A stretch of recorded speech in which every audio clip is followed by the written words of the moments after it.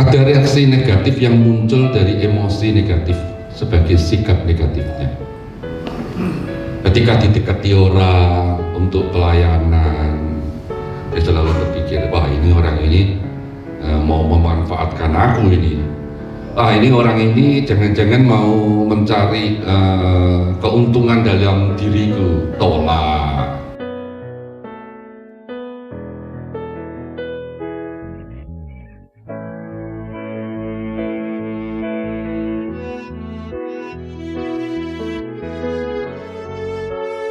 Selamat pagi Bapak Ibu serta saudara-saudara sekalian. Nama saya Jusyanto. Kalau dibilang asli Semarang. Siapa yang lahir di kota Semarang? Ada? Oh, sip Bu. Ya.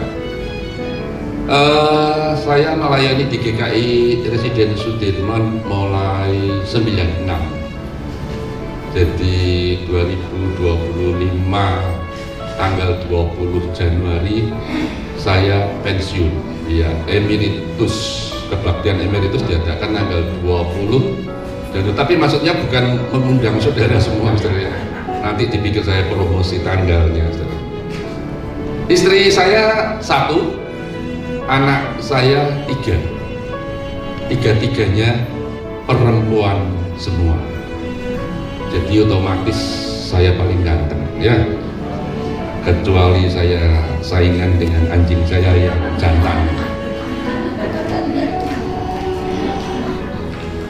Saya nggak tahu ikut terlibat di Duta Pembaharuan tahun berapa, saya nggak tahu, dan saya mulai ikut tahun berapa juga pernah cari-cari dokumennya belum ketemu, ya. Mungkin Pak Sahara bisa tahu gitu, ya. Saya ikut mulai tahun berapa, lalu beberapa akhir tahun ini saya mulai masuk di dalamnya dan mulai ikut membantu mengajar. Saya juga belajar, saudara-saudara, ya.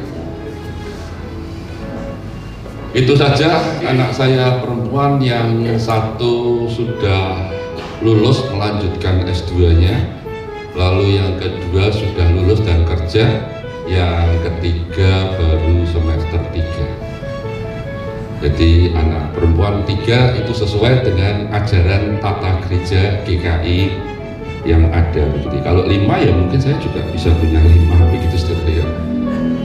Saya senang sama anak-anak begitu, saudara. Tapi tidak pernah jadi guru sekolah minggu. Saudara, kita akan berbicara tentang saat semua berkata tidak. Menurut saudara, pernahkah saudara tidak tertolak?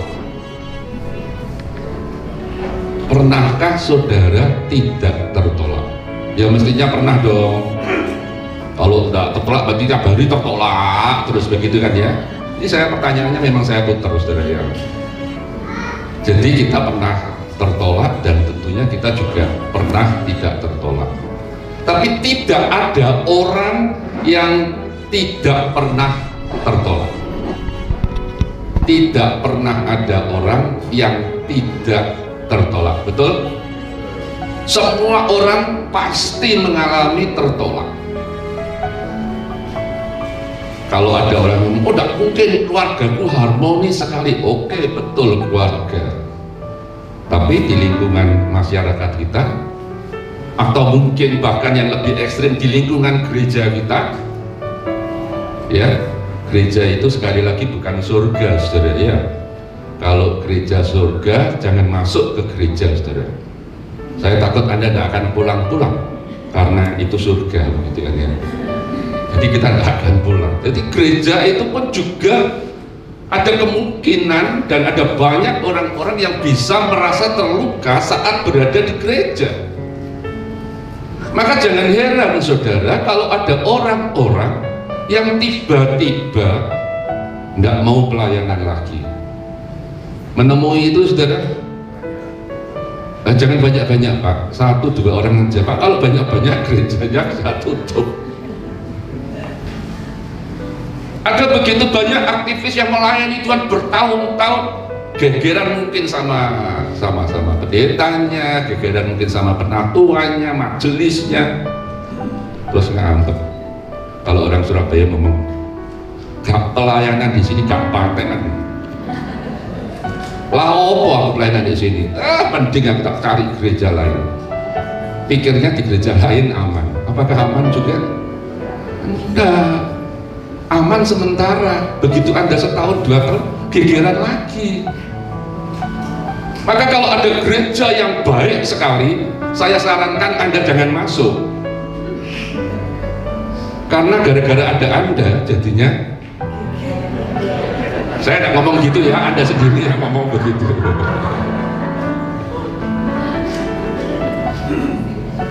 Nah, saudara, ini istilah yang kita mesti pahami bersama-sama begitu ya. Setiap orang tentu akan merasakan penolakan. Bahkan saudara, untuk waktu-waktu tertentu orang yang terluka itu bisa dan gampang pulih. Bisa. Dia terluka, dia gampang pulih, bisa. Tapi kalau orang tanda kutip, ini pakai tanda kutip ya, punya sejarah tertolak, lah ini yang repot saudara. Kalau dari kecilnya tertolak, remajanya tertolak, dewasanya tertolak, pasti dia punya persoalan tertolak. Itu yang dikatakan punya sejarah tertolak, ya pasti akan tertolak. Memang ada orang yang mudah balik, puji Tuhan, dilukai, ya katakanlah dilukai oleh majelisnya, diomongi pelayanan, kamu pelayanan mau cari muka, padahal mukanya sudah ada lah ya toh, mau cari muka di mana lagi begitu ya. Mau melayani yang hati yang tulus ya, pengorbanan seperti Yesus mengorbankan dirinya, kamu gitu aja sudah marah. Oke, sakit hati sebentar, tapi Anda pulih. Anda tetap pelayanan di sana. Anda memaklumi penatua itu, Anda memaklumi pendetanya, puji Tuhan. Tapi ada orang yang marah. Oh, pendeta ini enggak, aku rajin aku kok. Ya, aku tiap hari datang ke gereja, pendeta ini belum tentu datang ke gereja. Loh, ada orang yang ngomong begitu loh, saudara. Enggak tahu dia tiap hari pergi ke gereja ngapain, apakah harus bersih-bersih di gereja, saya juga enggak tahu, saudara ya. Lah saudara, ada berita yang sama-sama dengan kita. Yesus itu juga pernah mengalami yang namanya penolakan. Oleh sebab itu saudara, mari kita mencoba untuk memahami penolakan. Penolakan adalah satu kondisi yang dialami oleh seseorang apabila ia tidak diterima dan dikasihi oleh orang-orang yang seharusnya menerima dan mengasihi. Jadi saudara, orang yang namanya tertolak itu berarti seharusnya dia dikasihi, dia mendapatkan kasih, dia mendapatkan perhatian, tapi dia tidak mendapatkan itu. Misalnya kaitan dengan anak begitu ya. Saya itu pernah beli makanan saudara ya. Ada anak yang badannya gemuk, yang satu menurut saya gemuk tapi tidak segemuk yang adiknya. Waktu saya beli makanan itu, mamahnya itu ngomel sama kakaknya yang makannya itu cuma sedikit. Padahal kalau menurut saya nasi ayam yang 1 bungkus itu sudah cukup. Ibunya kepingin 2 bungkus. Yang adiknya bisa makan 2 bungkus, kakaknya cuma sebungkus. Begitu ketemu sama temennya, yang ngomong apa saudara? Ini anak bodoh, makannya cuma sedikit tok. Saya ngomong, ya ampun, anaknya sudah badannya sudah gemuk-gemuk, masih dibilang bodoh, gak mau makan banyak. Ini nek ketemu anakku piye ya? Anakku kurus-kurus semua ya saudara. Tak bawa gitu, misalnya duduk bareng itu, dia pada ngeliatin saya, ini bapak ini makan apa enggak begitu gitu. Sejak makan saja dia mengalami penolakan dan selalu dibeda-bedakan sama adiknya. Orang-orang yang semacam itu harusnya dia mendapatkan kasih dan perhatian, tetapi dia tidak mendapatkan itu. Dan ketika dia tidak mendapatkan itu, maka dia akan menjadi orang yang terluka. Dan kalau itu mamanya tidak bertobat dan itu terus-menerus dilakukan, itu berarti saudara, semakin lama orang tuanya semakin membuat penolakan dalam diri anak itu semakin lama semakin lebar. Itu hanya soal makan, belum nanti kalau soal pakaian dan sebagainya gitu ya. Sumber penolakan, nah, ini saudara. Yang pertama jelas dari keluarga saudara ya. Jelas dari keluarga. Keluarga itu nomor satu saudara, karena mau tidak mau, suka tidak suka, kita berada di dalam keluarga. Yang kedua, relasi dengan orang lain. Kalau relasinya dengan orang lain tidak baik dan keluarga tidak bisa menerima anaknya dengan baik, anaknya mau ngomong sama siapa? Maka ketika saya punya anak, saya membiasakan anak itu selalu ngomong sama orang tua, sama mamahnya terlebih dahulu, nanti mamanya diskusi sama saya.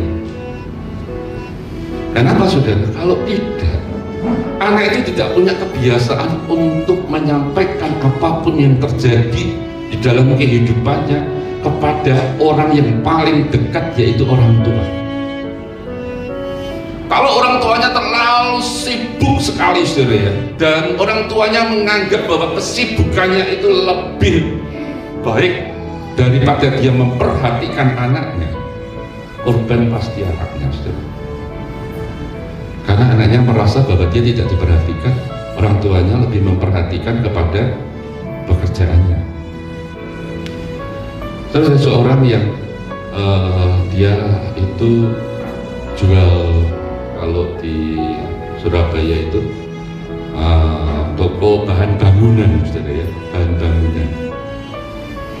Dia buka pagi selesai malam, tidak pernah ada waktu dengan bapaknya, dengan ibunya ada, dengan bapaknya tidak ada. Dia lakukan terus-menerus mulai dari kecil sampai anaknya remaja. Bapaknya itu ngomong sama saya, anak sudah dibesarkan dengan tenaga saya, dengan perjuangan saya menyekolahkan anak saya, hormati bapaknya aja enggak. Lalu saya tanya, Om, kok bisa begitu, kenapa? Coba Om cerita dulu dong sama saya. Dia cerita, lah Om sendiri sengaja tidak meluangkan waktu untuk anaknya. Bagaimana anaknya bisa mengerti kasih sayang dari bapaknya? Tak mungkin mengerti. Aku rasanya sia-sia kerja pagi sampai sore bahkan malam, terus memikirkan bagaimana ini harus dibayar, itu harus dibayar. Tapi tahu anak saya di sekolahan itu nakalnya luar biasa. Saya sampai kehilangan akal Pak untuk mengatasi anak saya. Saya ngomong, Om, kuncinya cuma gampang, perhatikan anak. Toko itu bisa ditutup sesuka hati kita, betul Pak? Bukan sesuka pelanggannya. Kalau ngomong sesuka pelanggannya ya kita pasti akan mati muda gitu ya, ada ngomong mati muda, mau mati tua kan ya tua ya pasti meninggal ya saudara. Kita bisa tidak bisa bergerak apa-apa. Toko itu di bawah kekuasaan Om, dan Om harus berani mengatur waktu Om bersama dengan anak Om. Kalau tidak, nanti anak Om remaja, nanti pemuda hilang. Saya katakan hilang. Kecuali saya ngomong ada mujizat Tuhan yang terjadi. Tapi kalau secara manusiawi akan hilang. Ya, dia berusaha untuk melakukan itu dan dia terus mengupayakan bagaimana dia bisa dekat dengan anaknya. Lalu mengalami peristiwa penolakan yang berulang. Jadi saudara, kalau anak-anak kita hidup di dalam penolakan-penolakan dengan teman-teman sekelasnya, saudara mesti harus perhatikan. Anak mesti harus diajak bicara, anak mesti diajak berani ngomong, berani untuk menyatakan apa yang sedang dialami. Jangan sampai nggak ngerti apa-apa. Saudara, istri saya pernah ngomong sama saya, anak kita itu ambil barangnya orang lain. Wah, terpukul nggak saudara kita dengar kayak gitu? Terpukul. Tapi istri saya itu memang, ya dia berusaha untuk memahami apa yang sedang terjadi. Jadi ketika dia mengambil barang yang disukai, dia ambil, dia taruh di rumah, dia senang, nanti besoknya dikembalikan. Hanya senang lihat, tapi dia ambil, kan salah saudara. Oh itu kalau saya saudara, wah emosi saudara, yuk, wah anaknya pendeta kok koyok nulu, ngisi-ngisini begitu ya. Tapi istri saya itu, ya menurut saya sih lebih pendeta dia daripada saya begitu saudara ya. Istri saya tenang, diajak ngomong dari hati ke hati. Ini ngomong amin, udah amin ya, tapi jadi istri saya begitu memperhatikan, lalu bicara dari hati ke hati sampai anaknya bisa mengerti dengan baik. Anak gak buat tugas, istri saya ngomong, kalau kamu gak buat tugas pekerjaan sekolah, mama nanti ada di luar, maksudnya di luar pagar. Anak saya ngomong apa? Saya temani mah.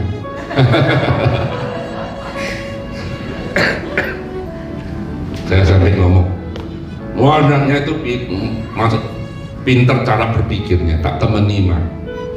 Nek bawa temani ya nggak jadi. Yang penting kamu kerjakan tugasnya. Ya mah berusaha mah ya. Dilatih terus dari hari ke hari. Supaya apa? Supaya anaknya jelas memiliki pendirian yang baik dan benar. Jangan sampai meleset, jangan sampai kita nggak tahu apa yang sedang dialami.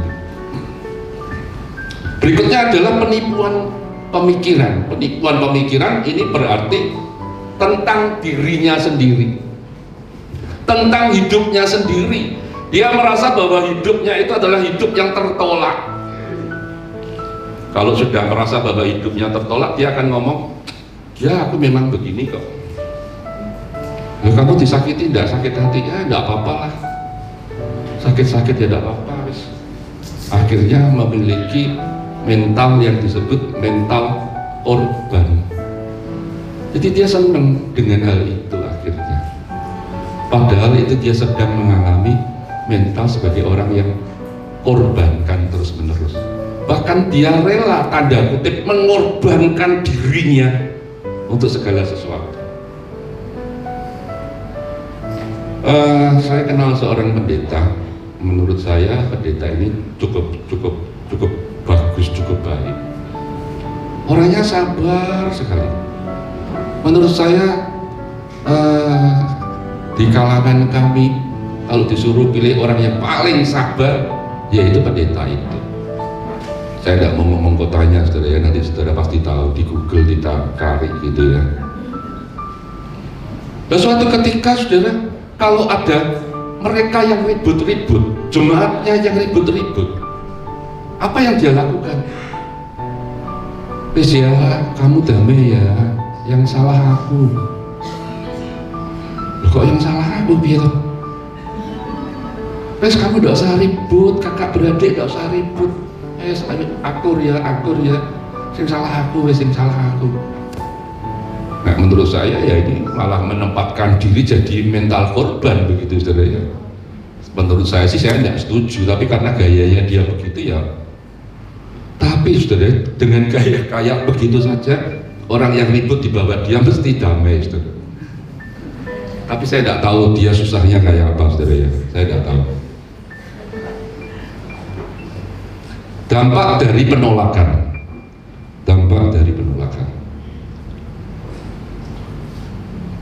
jelas orang yang terluka pasti perasaannya akan terluka saudara ya. Perasaan terluka itu akan membuat peluang menjadi pribadi yang mengalami banyak kesulitan. Orang yang terluka di dalam hidupnya dia pasti akan mengalami kesulitan untuk bisa beradaptasi dengan keadaan dan situasi apapun juga. Kenapa? Karena dia menempatkan diri sebagai orang yang Nah kalau sudah kayak begitu, dia merasa bahwa dirinya tertolak terus menerus, ya itu yang kita katakan mesti harus dipulihkan. Ada reaksi negatif yang muncul dari emosi negatif sebagai sikap negatifnya. Ketika didekati orang untuk pelayanan, dia selalu berpikir, wah ini orang ini mau memanfaatkan aku ini. Ini orang ini jangan-jangan mau mencari keuntungan dalam diriku. Tolak. Ya, ada orang yang kalau disuruh pelayanan itu kata di depannya itu selalu ngomong apa? Sorry, nggak mau. Sorry, sibuk. Sorry, aku nggak sempat, nggak bisa menyempatkan diri. Dan ada begitu banyak alasan. Tapi sebetulnya dia takut kalau dia melayani, dia menjadi orang yang ditolak. Dan itu berarti kalau orang itu tidak dibebaskan, dia akan begitu di dalam semua sikap bahkan tindakan dia. Diberi satu tanggung jawab yang besar, dia selalu berpikir, jangan-jangan ini atasanku mau mengorbankan aku ini ya. Cara berpikirnya adalah cara berpikir menolak dengan orang lain menolak. Tentunya orang-orang yang kayak begitu akan sulit sekali dia bisa bergaul dan punya teman-teman yang dekat. Menimbulkan reaksi untuk menolak orang lain, jelas ya. Orang tertolak biasanya menolak orang lain. Tidak ada orang yang tertolak terus dapat bersikap kita katakan positif begitu ya. Orang yang tertolak pasti dia akan berusaha untuk menolak orang lain karena dirinya merasa tertolak. Dan dia selalu berpikir bahwa kalau saya ini tertolak, maka orang lain pun juga harus bisa merasakan apa yang saya alami. Tolak. Saudara, ada keluarga begitu ya, mulai dari dia sebelum menikah sampai dia menikah dan punya anak dua. Dia itu waktu kecil SD kelas berapa lupa saya, kelas 3 kalau tidak salah. Bapaknya itu pergi meninggalkan dia dan bapaknya itu tidak berkomunikasi dengan dia lagi karena bapaknya sudah menikah dengan orang lain lagi. Apa yang dia lakukan dalam hidupnya dia?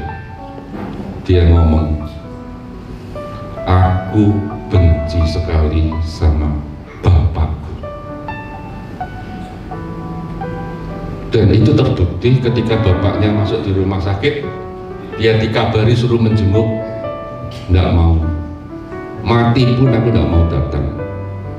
Betul, sampai bapaknya mati, dia pun tidak datang ke sana. Keluarganya nggak ada yang mau datang ke sana. Tapi apakah dia bebas dari persoalan hidupnya dia? Tidak.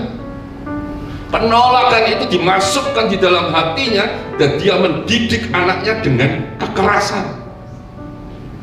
Punya anak laki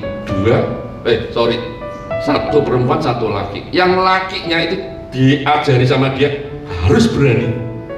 Begitu main-main lalu pukul-pukulan sama orang lain dia kalah, bapaknya datang, mana yang temanmu kalah, kamu jangan nangis, ajak bertengkar lagi. Padahal itu sekolah, saudara. Karena menurut kita bapaknya sableng, saudara. Ini rodok kurang 1 on apa 2 on gitu kan. Akhirnya jadi on gitu kan.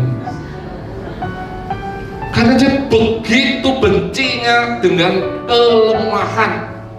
Dia tidak mau kelemah, anaknya juga tidak mau lemah. Jadi anaknya seringkali suka bertengkar karena yang mengizinkan bapak. Saya sampai ketemu sama dia, ngomong-ngomong sama dia, selama kamu tidak mengampuni papamu, tidak akan pernah terjadi pemulihan di dalam hidup. Selama kamu tidak mengampuni papamu, kamu tidak akan punya relasi yang baik dengan anak-anakmu. Relasinya adalah relasi perintah. Dan anakmu tidak merasakan kasih sayangmu. Dia bilang sama saya, sampai saya mati pun saya tidak mau mengampuni bapak saya. Ya, kalau saya sudah ngomong begitu, masa kita mau paksa? Oh, tidak boleh, dalam nama Yesus keluar semua roh-roh penolakan. Ya tidak bisa, saudara. Dan akhirnya saudara, gambar diri yang rusak membuat konsep pikiran sedemikian rupa sulit untuk diyakinkan bahwa ada orang yang mengasihi dia. Akhirnya dia terjebak pada penolakan diri sendiri, sehingga mentalitas korban itu ada di dalam kehidupannya dia. Jadi orang yang sudah terluka, lalu akhirnya dia akan memiliki mentalitas korban. Ya wis, aku ndak apa-apa wis, aku memang begini kok. Ya sudah, memang nasibku kayak begini terus. Selama-lamanya saya akan begini, selama-lamanya saya tidak akan berubah. Ya wis, biarlah semuanya itu terjadi. Kita api, saudara ya. Tapi melusuk no, saudara. Bagaimana langkah pemulihan? Apa yang harus dilakukan ketika kita itu mengalami banyak hal yang terjadi penolakan? Saudara, kita mau diingatkan bahwa Yesus itu juga memiliki tema. Saya kalau saudara angkat HP itu saya rasanya kepingin mundur, saudara. Saya nggak tahu ini penolakan apa enggak. Tuhan Yesus itu seumur hidupnya dia itu mengalami penolakan. Tetapi Tuhan Yesus tahu apa yang dia harus lakukan. Ya. Beda dengan kita, kalau kita mengalami penolakan, kita bisa protes dan akhirnya menjadi penderitaan kita seumur hidup kita. Tapi Yesus tahu, mulai dari dia lahir, saudara. Kalau dia lahir, siapa yang menolak, saudara? Raja Herodes, ya. Korbannya berapa banyak, saudara? Anak-anak banyak yang dibunuh, saudara. Jadi Yesus yang mau jadi juru selamat sejak lahir aja ditolak, saudara. Bahkan, saudara, kalau di sini dikatakan ketika Yesus mengalami pergumulan yang sangat berat dalam hidupnya, murid-muridnya disuruh berjaga-jaga, bisa nggak, saudara? Nggak bisa, ngantuk semua, tidur semua, saudara. Yesus mengalami tersendiri, hidupnya sendiri. Bahkan ketika dia harus mati di atas kayu salib, muridnya siapa yang paling setia? Kalau laki-laki, siapa? Herodes. Bukan Herodes ya, Yohanes ya. Hanya satu saja. Kalau yang perempuan memang luar biasa begitu ya. Dia malah mendekat, dia tidak takut dia mengalami penderitaan. Tapi Yesus mengalami penderitaan yang begitu luar biasa, sampai kehadirannya ditolak dan dia harus mengalami salib.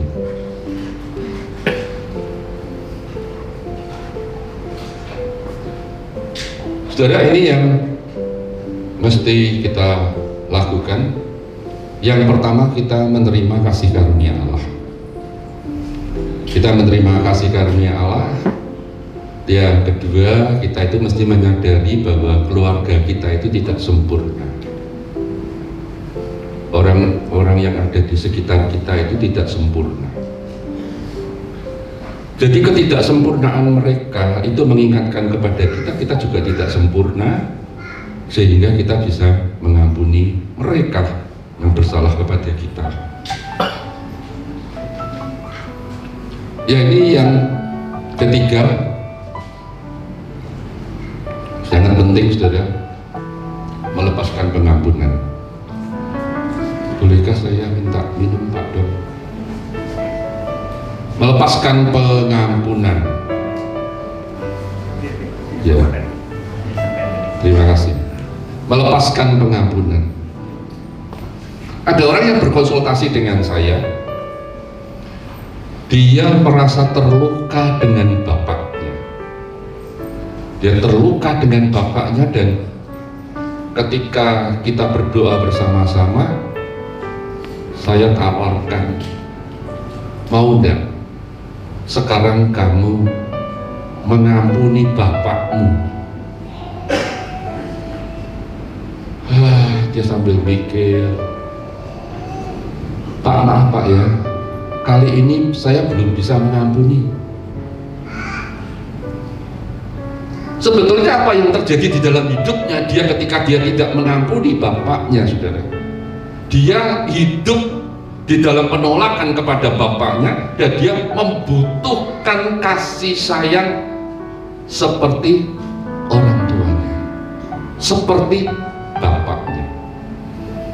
Yang terjadi adalah akhirnya setelah dia menikah dan dia harapkan bahwa suaminya itu bisa seperti bapaknya, tidak bisa, ribut terus, gegeran terus, cerai.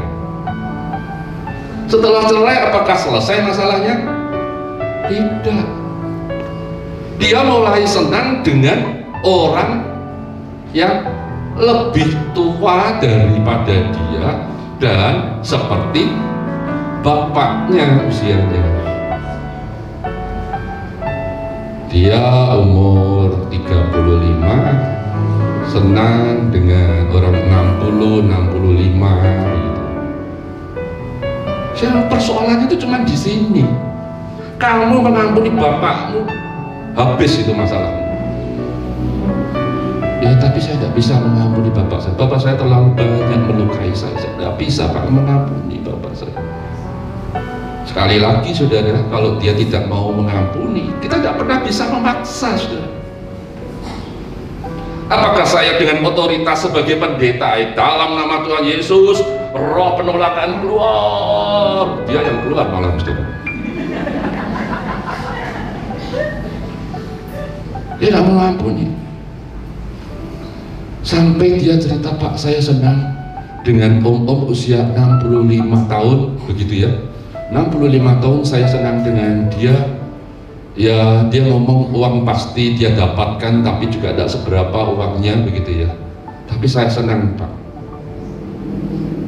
Tapi tak tanya, kamu akhirnya mau serius tak sama om-om itu? Enggak, Pak. Saya ngomong hidupmu kacau. Oleh sebab itu terima pengampunan dari Tuhan. Tuhan sudah mengampuni kamu, kamu tinggal mengampuni bapakmu kok. Sebetulnya langkahnya sederhana, saudara ya. Ampuni, tapi dia belum bisa, Pak. Saya tersakiti terus dengan bapak saya. Bapaknya masih hidup, saudara. Dan ketika dia tidak mau mengampuni, terus sebulan atau 2 bulan lagi dia datang kepada saya. Saya tanya lagi, pertanyaan saya yang paling mendasar apa? Mau nggak mengampuni bapak? Belum lagi ngampuni, saudara. Dan cerita lagi, dan cerita dengan orang tua lagi. Saya ngomong, seumur hidupmu kamu akan mencari orang yang pasti lebih tua. Sudah. Saya mau ngomong tak jamin kan tidak enak, saudara ya, dapat orang yang tidak benar begitu kan. Karena kamu belum memberikan pelepasan itu. Jadi kamu proses pengampunan itu harus terjadi dalam hidupmu. Ya maaf Pak, saya belum bisa. Ya wes.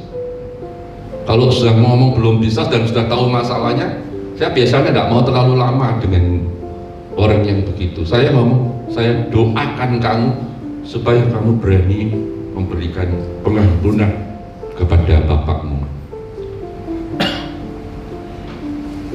Mewaspadai tipuan iblis, saudara. Artinya bahwa kalau kita seringkali tidak menyadari, ada banyak penipuan-penipuan yang iblis lakukan supaya gambar diri kita itu rusak. Supaya gambar diri kita rusak, iblis terus bekerja, melakukan dengan berbagai macam cara, entah teman dekat, entah orang-orang yang melukai Anda dan sebagainya, dia terus melakukan itu. Supaya apa? supaya gambar diri kita itu rusak. Kalau gambar diri kita rusak, iblis senang sekali, saudara. Ada begitu banyak penipuan-penipuan yang akan terjadi. Misalnya, saudara, Tuhan itu tidak mendengarkan doamu, Tuhan itu tidak akan mengampuni dosa-dosamu. Dosamu wis banyak, wis ndak isa kamu butuh pengampunan dari Tuhan, tidak mungkin Tuhan ampuni. Terus dia menganggap dirinya sebagai orang berdosa. Iya, aku ini memang paling berdosa, paling jahat, paling tidak beres, dan akhirnya masuk dalam hidupnya dia. Maka diharapkan mematahkan belenggu kuasa penipuan. Jadi harus dipatahkan. Apapun penipuannya itu kita patahkan di dalam nama Tuhan Yesus. Jangan sampai membelenggu kita, ya, jangan sampai itu membelenggu kita. Membuka diri mengalami kesembuhan dari emosi yang rusak, ya. Kita berani membuka diri di hadapan Tuhan, mengakui emosi-emosi negatif apa yang terjadi di dalam hidup kita. Kita buka diri. Ya, kalau kita sudah buka diri, itu akan menjadi sesuatu hal yang melegakan dalam hidup kita, saudara, ya. Lalu kita minta pengampunan dari Allah, yang sementara ini kita terus bangga dengan dosa-dosa penolakan itu. Kita minta Tuhan itu yang mengampuni Anda terlebih dahulu sebelum Anda memberikan pengampunan kepada orang lain. Melakukan pertobatan. Melakukan pertobatan, saudara. Artinya pertobatan dari reaksi yang negatif, reaksi terhadap penolakan-penolakan. Saudara harus hentikan itu di dalam nama Tuhan Yesus. Saudara tidak boleh punya mental korban. Saudara harus hentikan itu. Namanya pertobatan. Kenapa banyak orang yang katanya ngomong bertobat begitu, ya, tapi dia tidak bertobat? Karena dia tidak mau bertumbuh di dalam pertobatan itu. Orang itu bukan cuma ngomong tok lalu Tuhan mengampuni dosa-dosanya selesai, beres semua, lalu kita bisa hidup lancar. Enggak, saudara. Kita harus betul-betul melakukan bahwa penolakan-penolakan yang berasal dari kuasa-kuasa kegelapan pun juga kita tolak. Kita hentikan, kita berhenti pada satu kesadaran bahwa saya tidak mau meneruskan lagi, karena ini hal yang tidak baik. Dan hiduplah di dalam kasih karunia Allah. Konklusi, saudara. Konklusi itu mau mengingatkan kita, ya, setiap orang pasti akan mengalami penolakan. Namun bagi orang tertolak seringkali penolakan dialami berulang sehingga menjadi tema hidup. Menjadi tema hidup itu artinya begini, saudara. Hidup kita itu punya tema yang terus-menerus tertolak. Tapi kalau orang itu sudah pulih, bedanya adalah reaksinya. Betul, kita mungkin akan mengalami penolakan, tapi kita punya reaksi yang positif terhadap penolakan itu, bukan yang negatif lagi. Ini yang kita katakan, kita sadar ada kuasa Tuhan yang bekerja dalam diri kita. Oke, penolakan itu bisa datang, tapi kita punya cara untuk mengatasi itu dengan baik. Kenapa? Karena kita sudah mengerti, begitu ya. Orang yang tertolak sulit mempercayai dan menerima kasih dari orang lain, sehingga hanya Tuhan dan diri sendirinya yang dapat menyembuhkan, ya. Sekali lagi, kesadaran kita bahwa kita itu jadi miliknya Tuhan itu mengingatkan kepada kita bahwa kita sesungguhnya bisa menjadi lebih baik lagi. Hanya dengan membuka diri dan menerima kasih karunia Allah yang menolong penerimaan diri, melepaskan semua kekecewaan terhadap ketidaksempurnaan orang. Saudara pernah terluka dengan kaum rohaniawan, pendeta? Pernah, ya? Tapi maaf ya, jangan bilang sering, ya. Saya khawatir Anda akan menjadi orang yang nomor satu untuk pindah. Kecewa dengan penatua? Ada, ya? Kita bisa melukai orang lain bisa melukai kita. Ketika kita sadar bahwa ada banyak hal yang bisa membuat kita terluka, dan orang lain juga bisa membuat terluka kita, bahkan kita pun juga bisa melukai orang lain. Jadi ketika kita bisa menerima diri kita, dan ketika kita bisa menerima ketidaksempurnaan orang lain, saudara, maka disitulah kita justru dimenangkan oleh Tuhan. Justru disitulah kita tahu bahwa Tuhan kita itu luar biasa, karena tetap mau menerima Anda dan mau memulihkan Anda, dan akhirnya Anda bisa menjadi orang yang bertumbuh, dan Anda tidak akan terhambat dengan penolakan. Amin. Mari kita berdoa.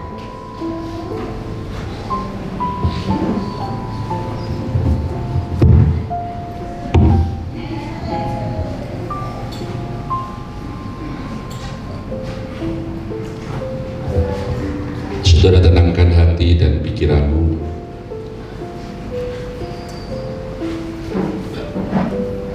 Saya akan mendoakan saudara ketika saudara mengalami persoalan yang berat di dalam kehidupan Anda, yaitu berkaitan dengan penolakan. Mungkin Anda tahu tentang siapa-siapa yang menolak Anda, tetapi Anda juga tahu bagaimana diri kita juga tidak sempurna. Oleh sebab itu, di hadapan Tuhan, mari kita terbuka kepadanya. Katakan kepada Tuhan, Tuhan, aku mau terbuka di hadapan Tuhan. Tuhan, izinkan pada pagi hari ini untuk melihat berapa banyak orang-orang yang telah melukai Anda. Anda tenangkan diri Anda. Kalau Tuhan memberikan gambaran-gambaran tentang siapa saja yang pernah menyakitkan Anda, pernah menolak Anda,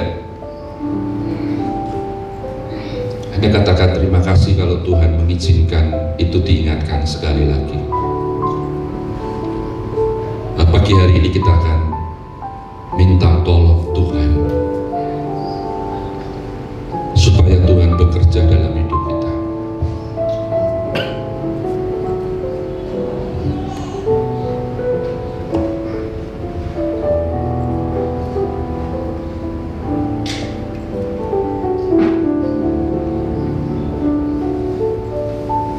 Mari Tuhan buka dan singkapkan kepada kami semua siapa-siapa orang yang membuat kami terluka, dan bahkan membuat kami semakin hari semakin hidup sebagai mentalitas korban. Tuhan, ingatkan kami semua Tuhan, pada pagi hari ini Engkau boleh bekerja Tuhan. Ingatkan kami Tuhan. Saudara, tenangkan diri saudara.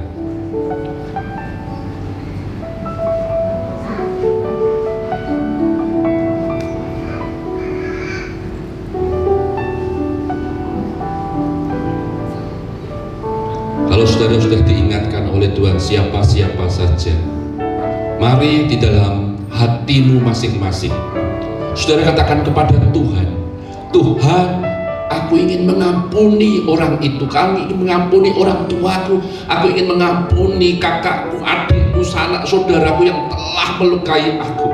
Hari ini katakan kepada Tuhan, saudara katakan dalam hati saudara masing-masing, Tuhan, aku ingin mengampuni mereka.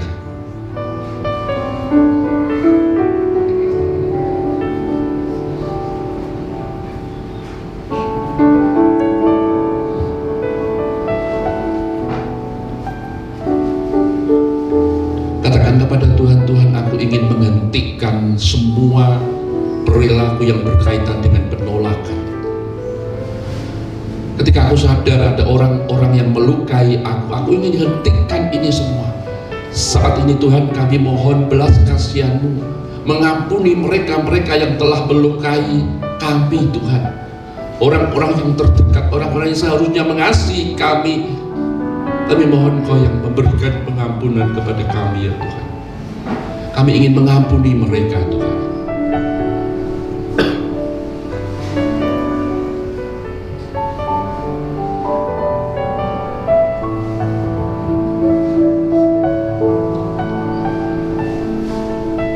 Tuhan, inilah kami semua Tuhan, anak-anak-Mu yang bersedia mengakui begitu banyak hal tentang penolakan. Dan kami ingin belajar Tuhan untuk mengampuni mereka. Kami tahu bahwa mereka tidak sempurna dan kami pun tidak sempurna, maka kami ingin memberikan pengampunan kepada mereka ya Tuhan, supaya dosa yang ada di dalam diri kami berkaitan dengan penolakan itu dapat berhenti Tuhan.